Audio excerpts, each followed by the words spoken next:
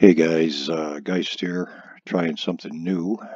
Um, it's going to be a video about the elite skills and how you should change them, depending on what your situation is, what you're doing. Um, right away, we'll start with a warrior. Now, the warrior is, as you probably already figured out, well balanced between health and attack. He's probably one of the best characters to choose in the game. So let's look at the skills real quick.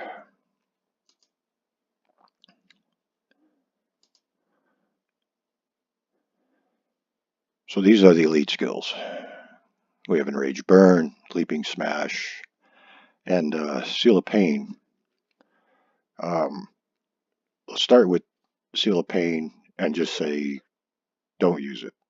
Don't even look at it. Just leave it be. Forget about it. Uh, a long time ago, before they came out with runes, Leaping Smash was a pretty good skill. Um, but once they came up with Perseverance runes, uh, the time it takes for the thing to recharge and pers perseverance runes on your enemies pretty much just say make the thing useless. Sinister was talking to me the other day, just before war on Saturday, I think it was, and he said in Enraged Burn, and I have to agree with him after going and just messing around with my old warrior.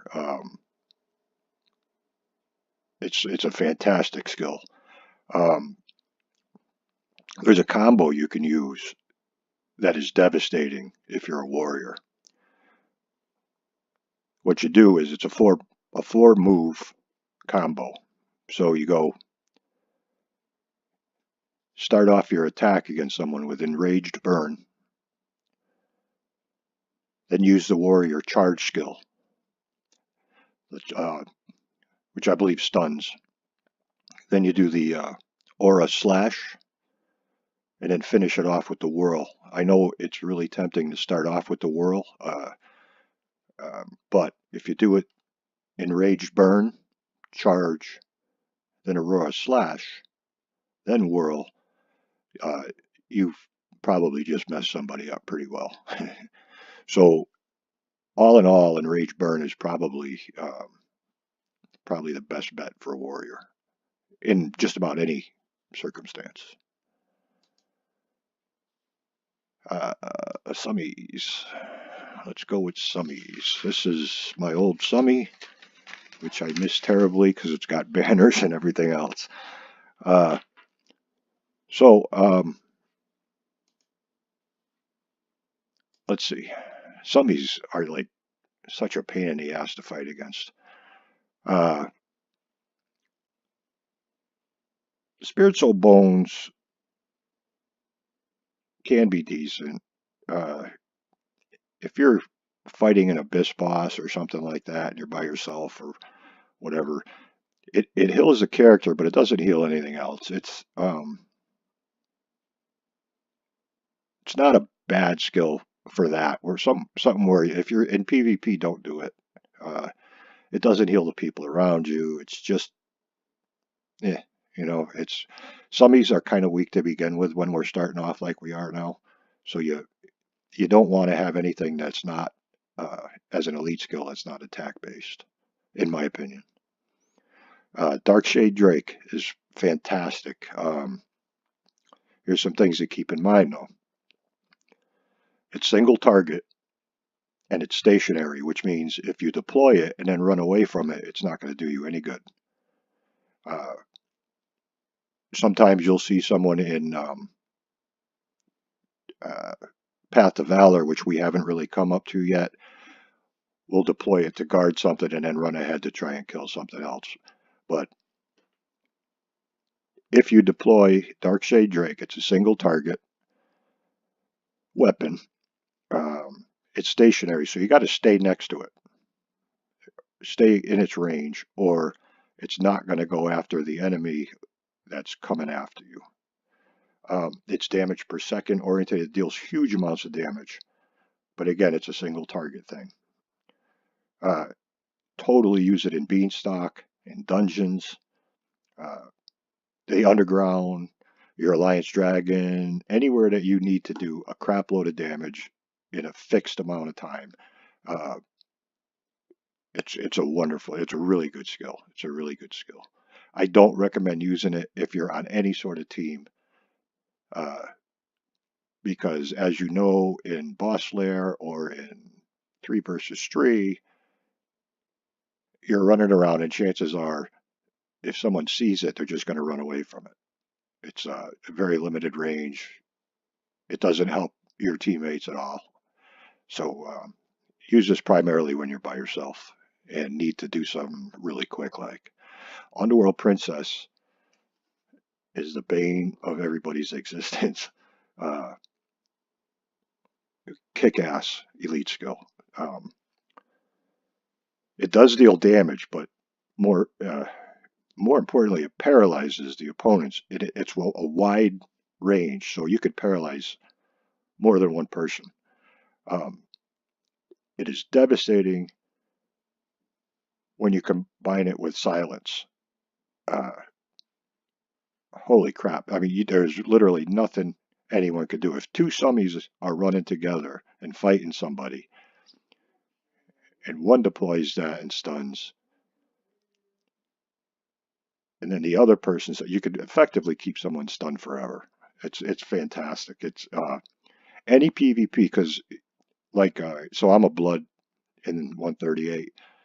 I depend on summies to use this skill to save my ass. So I'm going to hide behind it. Basically, is what I'm going to do.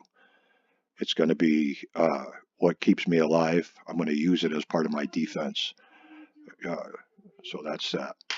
Uh, Underworld Princess, totally use it in Alliance War, 3 versus 3, Boss Lair. This is fantastic skill. Uh, even if you're fighting solo, like in Apex or something like that, this is it does so much damage. It's ridiculous. It's so hard to defend against. And let's see, what do we got left? Okay, bloodlines. Uh, bloodlines are fun. They're insane. All they want to do is kill. They don't live very long. Excuse me, if they're not put together right. So, that being said, let's check out the skills.